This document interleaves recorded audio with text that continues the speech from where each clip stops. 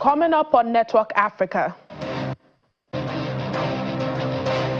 Red Cross workers continue mass burials in Goma 1 week after M23 rebels take over, as families of the dead demand a solution to the crisis.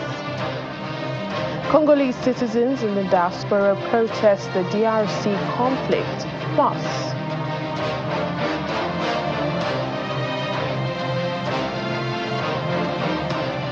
Uganda detains officials over $17 million stolen in central bank hack.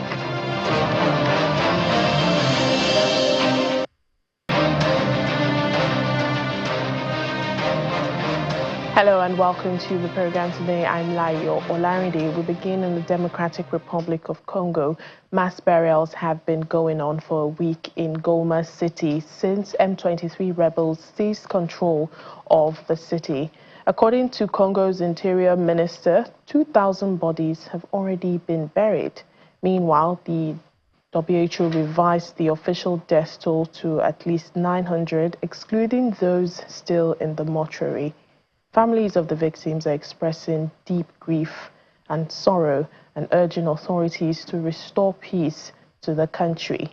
The M23 rebel group, believed to be backed by an estimated 4,000 Rwandan troops, have intensified their grip on eastern Congo, and that's a region that's rich in minerals essential for global technology. This latest escalation has displaced hundreds of thousands of people, with many fleeing into Rwanda. Members of the Congolese community in South Africa have held a mass protest in Pretoria condemning Rwanda's alleged support for the M23 rebel group and the escalating conflict in the Democratic Republic of Congo. The demonstration also honored the lives of soldiers, including 14 South African National Defense Force troops who died in the crisis. Protesters marched to the European Union delegation, chanting slogans and holding banners accusing Rwanda of destabilizing the region. They are demanding the immediate withdrawal of Rwandan troops from the DRC and also rejecting calls for a ceasefire, which they believe would allow foreign forces to remain in the country. I want to tell the European Union to tell Kagame to withdraw his troops from our land immediately and without any condition. We don't want ceasefire, because ceasefire means that they will be standing in our country, they will be staying there waiting for an outcome of whatever talks is taking place out there. We want the EU to tell Kagame to withdraw all his troops from our country and tell the M23 to go to a designated camp. Congolese, we are not happy with what is happening in our country. The European Union, they are busy supporting Kagame, giving him the strong ground to come and support M23 to kill Congolese people, to rape our ladies, and to take our mining. I saw through the news, they say they want to cease fire. We don't want to cease fire. If they want to fight, we'll fight. Mzee Kabila disait, the war will finish where it started. Kagame started this war. We're living in peacefully. He come and put us into fight. We'll fight until to the last minute. If you want to cease fire, you must leave our country and fuck off. Or not satisfied with airing their grievances on the continent, Congolese in the diaspora, particularly in Europe, have been protesting for their motherland, saying the international community is complicit in the DRC crisis, and they're calling on the community to do more in helping. We're seeing protests in Paris, Brussels, France, that's France and Belgium, as thousands demand an end to the conflict in the Democratic Republic of Congo.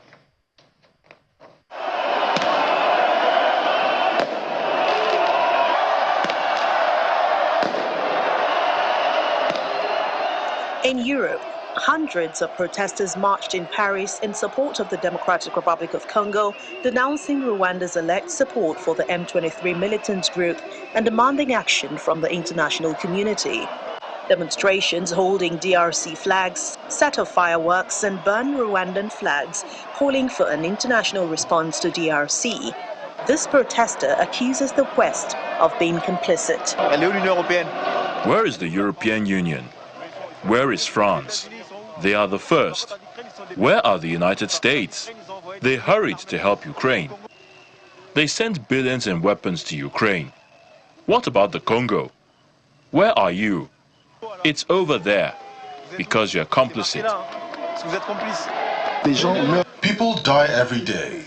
Every day, every day, every day. But international communities, they see it but they don't say anything because they know that their interests are at stake. That's why we came, to denounce, denounce, denounce. As we saw with Ukraine, everyone was behind Ukraine. But the DRC has been abandoned as a country, so we're abandoned. That's why we came here, to show people that we've been abandoned.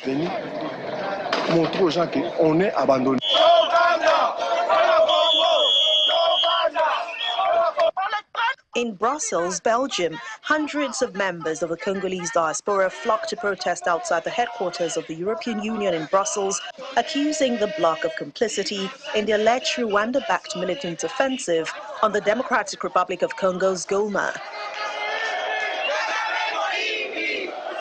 Protesters marching, chanting and holding DRC flags, as well as placards and banners, condemned the EU, saying the bloc is behind everything that's happening in the Congo over its financing and relations with Rwanda.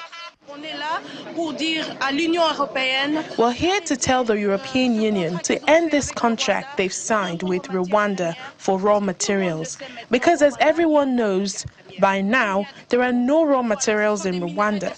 Everything comes from Congo. These are blood minerals, and we don't want that anymore. We're also here to support all those who are in the war zone, those who were killed, all our soldiers. The population of Goma has now been without power and water for 5 days already. And even so, the medical services are no longer able to reach there.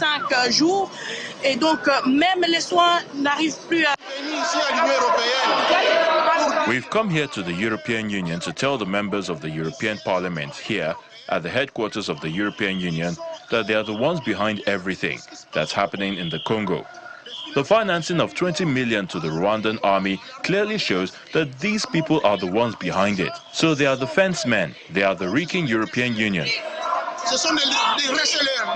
So we are warning you, the European Union, the European parliamentarians, we are warning you because we use our genes. We are using all the means necessary to get you out of the Congo. The UN reports that at least 700 people have been killed in the intense fighting in Goma, including around a dozen UN peacekeepers. Goma is the largest city in eastern DRC and the capital of North Kivu province. The conflict involves around 100 armed groups in the region rich in gold, cassiterite, coltan, cobalt and diamonds. Last year, the UN reported that the number of internally displaced persons in the DRC has risen to 7.2 million, making it one of the largest displaced populations globally. Away from the DRC to encourage inclusive engagement in political and peace processes in South Sudan, the UN mission hosted a 2-day workshop in Malakal, Upper Nile, for key stakeholders, including civil society, women and youth. The topic was the complex and sensitive issue of land ownership and tenure systems. The Land Tenure Forum gave local communities a platform to voice their concerns and to collaborate in identifying non-violent solutions to any disagreements. Participants believe that the delay of South Sudan's first post-independence elections until December 2026 has given the people a chance to be part of determining a new and permanent constitution. The recommendations have touched a number of issues, one of which is the issue of land ownership. They unanimously gave a resolution that the land ownership is owned by the people of South Sudan, not by the state, but regulated by the state in accordance with the constitution and the law. And they also talked of peaceful coexistence among the people and special treatment for those who are affected by natural calamities like flood, IDPs, and they have also discuss how they could coexist as people of Upper Nile. Ask me to appreciate the collective wisdom of everyone here that took part in these discussions and come up with the resolutions that we are going to see, that with this kind of collaboration and discussions, we will have a better use for our land, and it will lead to peace and development. In Uganda, police have detained 9 finance ministry officials as part of an investigation into accusations of hacking the central bank's electronic systems that resulted in theft of 62 billion shillings. That's approximately $16.87 million. Those detained include the most senior official of the ministry's Treasury Department. In November last year, the State Minister for Finance, Henry Musasizi, confirmed reports in local media that the central bank's accounts had been hacked and money stolen. Apart from the 9, the Criminal Investigations Department summoned and detained other officers attached to the Accountant General's office at the ministry to facilitate the conclusion of investigations.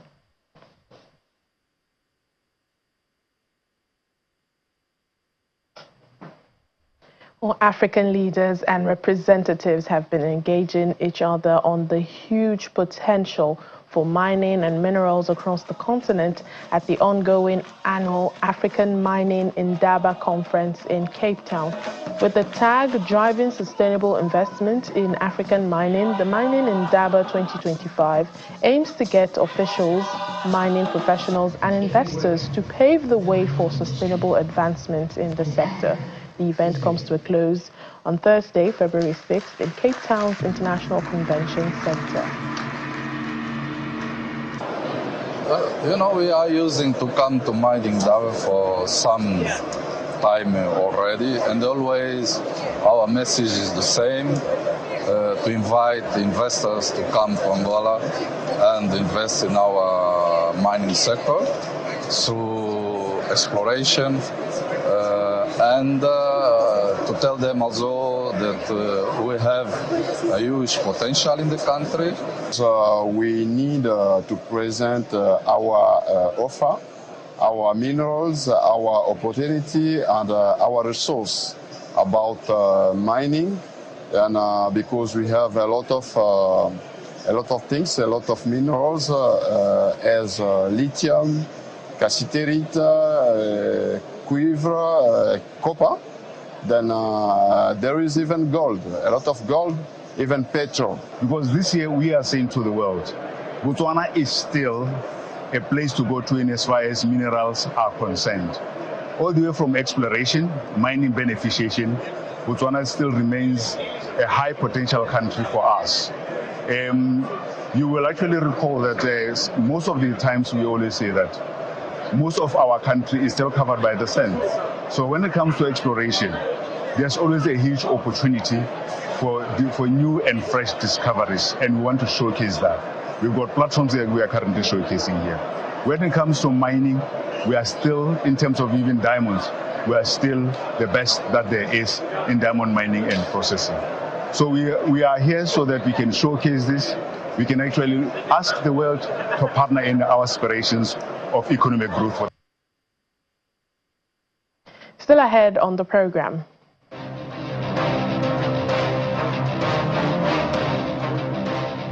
Nigerians in the diaspora applaud the country's partnership with BRICS nations. Please join us again for more details.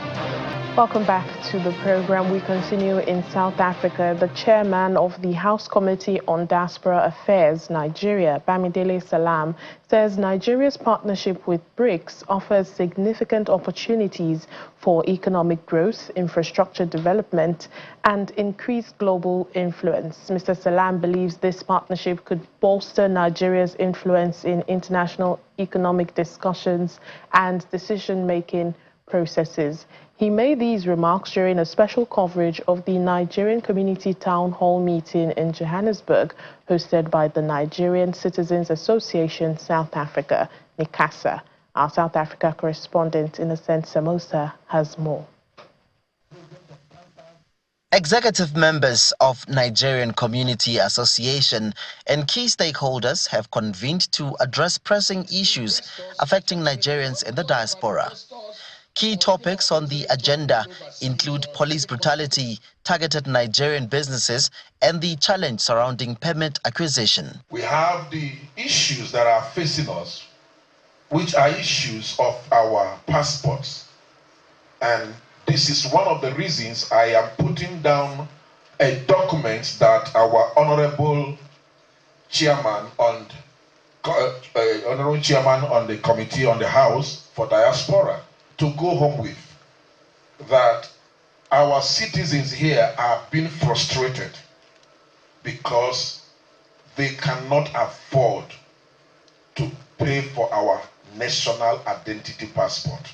While Nigerians face challenges in the diaspora, the chairman of the House Committee on Diaspora Affairs Nigeria, Bamidele Salam, emphasizes that Nigeria's inclusion in BRICS highlights its growing role in global economic alliances as Africa's largest economy and most populous nation. Excellent. You know, this issue actually came up in an earlier meeting I had today with one of the top government officials in South Africa here. And you know, the coming on board of Nigeria means a lot of opening up of bigger markets. Nigeria is the largest market in Africa, the most populous black nation on earth, and a country with a very resilient, very productive, very innovative population. And I believe very strongly that with our involvement with the BRICS now, apart from creating a bigger market, we'll also be opening up a large part of the sub-Saharan Africa, especially the West African sub-region, to the international community. And then, you know, Nigeria has one of the largest gas reserve in the world. In fact, we are like the third largest gas reserve in the world. And most of these reserves have not been exploited at all. I believe, and this is the future of energy, the transition is, you know, towards cleaner energy. Nigeria is a great country, and I also want us to believe in ourselves. We might be having challenges at this point in time, but I'm very sure and convinced that in the next few years, we'll get it right. We'll keep on encouraging ourselves wherever we are across the globe. And by the grace of God, I'm sure that in the next few years, some of the challenges we're having will be resolved and we'll get back there again. Meanwhile, some delegates emphasizes that the real impact will depend on how effectively Nigeria utilizes the partnership to tackle domestic challenges and align with BRICS' broader objectives. From Johannesburg, South Africa, Innocent Samosa, Channels Television News. The Comptroller General of the Nigerian Immigration Services, NIS, Mrs. Kemi Nandap, has announced that the NIS is set to launch the contactless passport application solution in Europe on February 7, with the UK serving as the coordinating center. Mrs. Nandap gave this information during a courtesy call on the Chairman, CEO, Nigerians in Diaspora Commission, Honorable Abike Dabiri Erewa, at the NITCOM headquarters in Abuja. She explains that the initiative would enable Nigerians in the diaspora to apply and renew their passports online from the comfort of their homes. She adds that it would simplify the passport application process, save time, and also reduce costs associated with traveling to apply for a passport. She, however, cautions that the initiative is not for fresh applicants or minors, but for those renewing their passports. Well, delighted at the news, the chairman of NITCOM commends the laudable initiative, which she says aligns with the Commission's mandate to support and facilitate diaspora engagement. Back here in Nigeria, the federal government's efforts to protect crude oil infrastructure has been yielding results with the blockage of the yearly loss of revenue through oil theft. Communities have been more involved in the award of contracts to protect oil installations, as well as intelligence sharing, where illegal oil bunkering, pipeline vandalization, and other acts of sabotage. But there have been allegations of high-handedness against pipeline surveillance contractors, with protests against governments taken to the United Nations. These allegations have been refuted by the Niger Delta Peace Advocates, which is equally urging the international community to disregard them, citing improvement in the security situation of the Niger Delta and fewer incidents involving vandals. Oil theft in Nigeria poses a significant threat to the country's economy, environment, and national security, as it leads to the loss of billions of dollars in revenue, environmental degradation, and pockets of violence in the Niger Delta region. The federal government has launched various initiatives as part of ongoing efforts to tackle the menace, including the hiring of specialized security firms for pipeline infrastructure surveillance. These contracts, such as those awarded to Tantita Security Services, aims to boost the protection of vital oil assets by involving local communities in monitoring and securing pipelines, thereby curbing illegal bunkering activities. These surveillance contractors have been collaborating with security agencies to apprehend oil thieves. We are doing this work together with the security agents. We are only providing the intelligence for the security people to assist to do the work. So everybody, both NNPC and everybody, I think we are working together in a very good spirit now. Some months ago, a delegation led by the National Security Advisor Nuhu Ribadu, the Group Managing Director of the Nigerian National Petroleum Company Limited, Melekiyari, the Minister of State for Petroleum, Heineken Lokobiri, was led on a tour of various oil theft and bunkering sites in Delta State by the Tantita Security Services Management. The discovery strengthened the federal government's resolve to move things further along in the fight against oil theft. But I believe that it has become an existential problem, and we need to fight them. We need to fight these criminals to submission. What is happening here is so bad that we may not even know the implication unless, maybe when people start dying in their number, that's when people will know that, look, a few persons who are profiting from this crime are here to wipe all of us out. These efforts have also gained international and global attention, with the surfacing of this amateur video where an individual led a protest at the United Nations headquarters making allegations against Ompolo and his Tantita firm. Okay, the United Nations must hear us. These allegations were swiftly refuted in a counter-protest also at the UN by the Niger Delta Peace Advocate, which describes the allegations as unfounded. The responsibility and the task that is given to High Chief Government of Ompolo by the federal government to curb oil theft, of course, it's a very complex and complicated responsibility. All what you see on the international stage and people complaining left, right, and center can be described as corruption fighting back. From those involved in illegal refinery to those, carrying out bunkering in the deep sea, you think they are going to be happy that, a man with a proven capacity has come to restore sanity? They will not be happy. For now, the focus remains on ensuring that these efforts will end the incidents of oil theft, boost the nation's income, and continue to build on the hard-won peace and development in the Niger Delta region. Nigeria's Minister of Foreign Affairs, Ambassador Yusuf Tuga, has arrived in Kuwait for a landmark working visit aimed at strengthening bilateral ties between Nigeria and the Gulf nation. The visit, which runs from the 5th to 8th February 2025, marks the first time a Nigerian foreign minister has visited Kuwait since the establishment of diplomatic relations 55 years ago on the 31st of January 1970. During the visit, Ambassador Tuga will engage in strategic discussions with his Kuwaiti counterpart, Ambassador Abdullah Ali Al-Yaha, and sign key bilateral agreements and memoranda of understanding. The visit will also include high-level meetings with the Prime Minister of Kuwait and a courtesy call on the Emir of Kuwait, Sheikh Mishal Al-Sabah. And that's where we end Network Africa for today. Thank you for watching. I'm Layo Olayinde.